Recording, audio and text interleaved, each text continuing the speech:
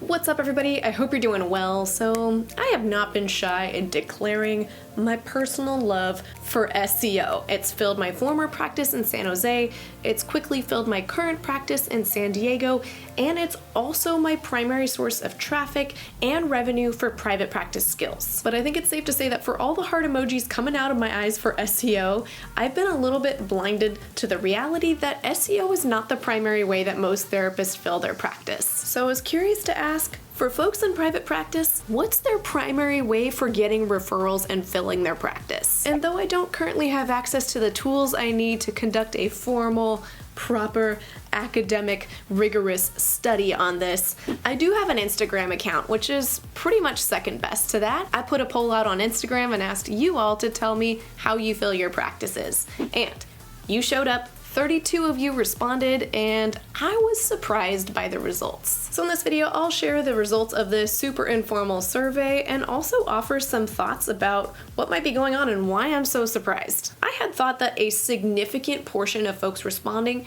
would say that insurance coverage would be the primary way that they receive referrals to their practice, specifically like folks calling the number on the back of their insurance card and asking for a list of providers who bill that insurance. But I already told you I was surprised by the results, so this is definitely not the outcome of the question that I asked. So let's kick things off by naming all the one-off referral sources that only one person on the list said was their primary source of referrals.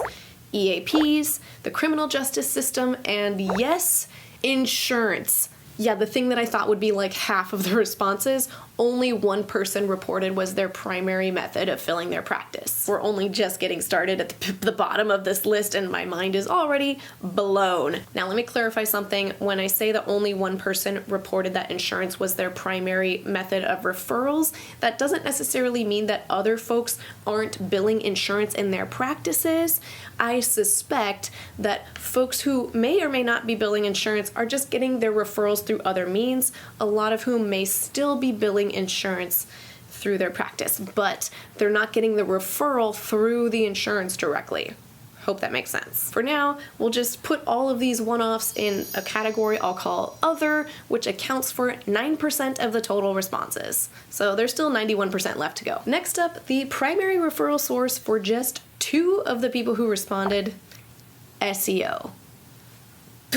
I mean, again, my mind is totally blown. For all that I preach about SEO, I have to grieve for a moment that still, out of the people who replied, only 6% get the majority of their referrals through SEO. Now, this was a little bit of like a come to Jesus moment for me because the thing that I am so absolutely obsessed with seems to largely be an untapped gem for therapists. It kind of blows my mind. It's a little humbling because I preach about it so much that, it'd be nice to think that I kind of had some influence and helped more people access SEO, but it also means that there's a lot of opportunity for folks to leverage SEO who maybe haven't discovered that yet. And as a refresher, SEO stands for Search Engine Optimization.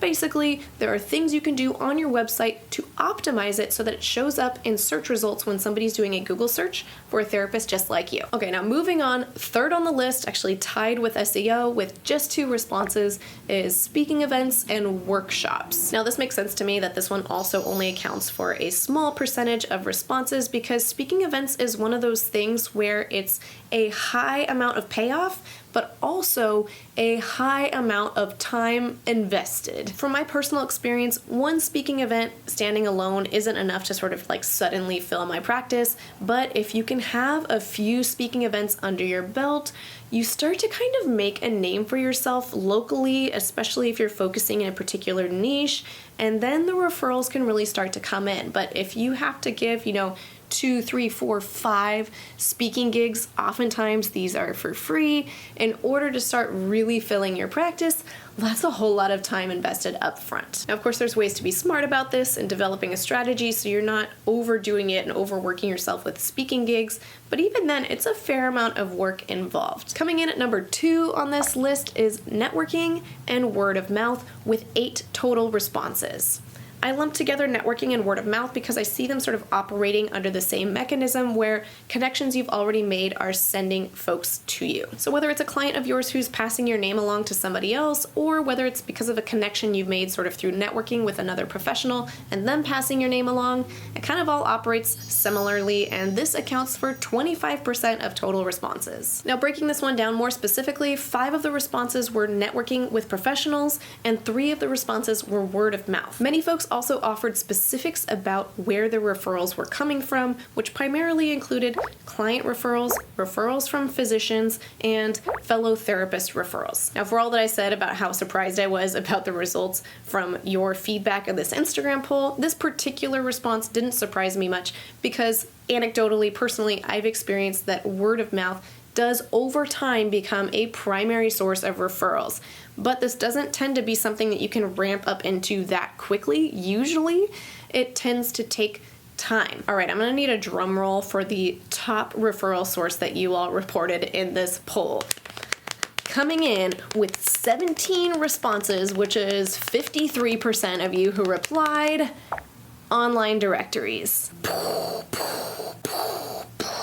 Oh my goodness, my mind was totally blown when I saw this, and yet at the same time, I feel like I shouldn't be surprised, but I was. Are you surprised by that? Let me know in the comments below, because I feel like people aren't gonna be surprised because half the people who responded said, yeah, this is where I'm getting my clients from, and if you're watching, then probably half of you are getting your clients that way too. I'm assuming that's not how I'm getting my clients, so that's why I was surprised. When I was putting together the results of this, I kind of had to second guess myself a little bit because maybe, I don't know, I've been living in such a bubble of, SEO love that I didn't even realize how many folks are filling their practice through online directories. Personally, for me, in the past, especially when I was starting up a new practice, I would heavily invest in building my online directory presence. In fact, I would set up online directories across several of the directories available, and I never really had that much success getting referrals from them. I mean, sure, I would get 1 or 2 referrals a month, which was enough to justify keeping those profiles running and even paying the monthly subscription if they had one,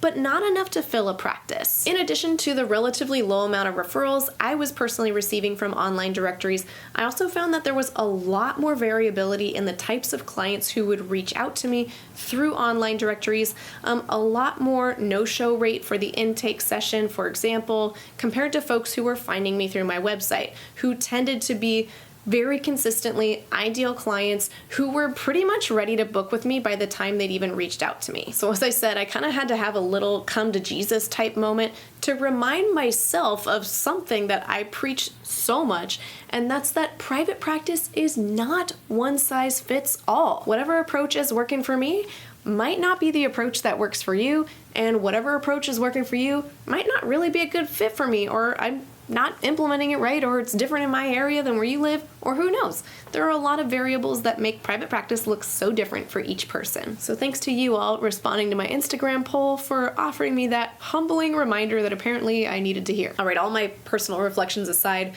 folks also were specific in naming which directories they got most of their referrals from, which 13 people said Psychology Today was their primary source of referrals for their entire practice.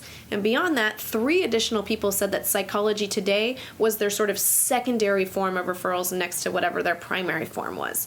So in total, out of 32 people who replied, 16 said specifically Psychology Today was sending a significant number of clients to their practice. Other online directories that folks specifically mentioned included Therapy Den, Therapy for Black Girls, Therapy Route, which I think is a Europe-specific directory, and ZocDoc, which is an insurance-specific directory. And I know there's a zillion other kind of like one-off directories out there, which I also have on occasion received some referrals through as well. Whew, well, I'm still buzzing with all this new information, or, maybe it's just that second cup of coffee that I had this morning, but I'm really wondering if there is something about strategy folks are implementing on their online directories that differs from even what I've suggested in an earlier video I made about, what strategy to use on your Psychology Today profile.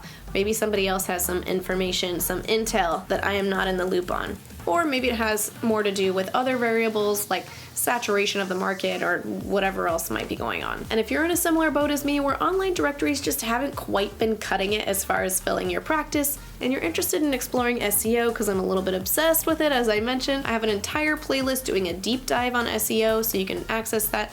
I've linked to it below. Or if you're wanting to do a total redo of your website, or maybe you're just starting out and you're wanting to make your website for the first time, I have a course covering how to build your website in a way that fills your practice and how to utilize SEO to help you get there. Now, I got a little teaser here, but in just a couple of weeks, I'm going to be offering a Black Friday deal related to that website course. So if you're wanting to stay tuned about that and catch that deal when it comes, sign up below for my email newsletter so you can catch the memo when I launch that deal, because I've never done this before and I'm super excited to offer something special related to that course. See what I did there? It was a teaser. I didn't really tell you what I'm doing.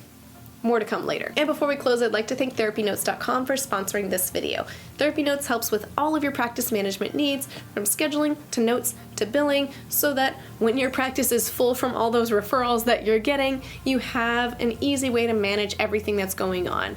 If you'd like to check out TherapyNotes, you can get 2 months to try it for free with no commitment just by clicking the link in the description of this video. Well, I hope you found this video helpful, and thank you to all of you who responded to my question on Instagram. This video would not be possible if you had not responded, so thank you so much for helping so many people with your responses. Feel free to offer a comment below what your primary referral source is in private practice, because I think other people are helped by hearing what works for other people.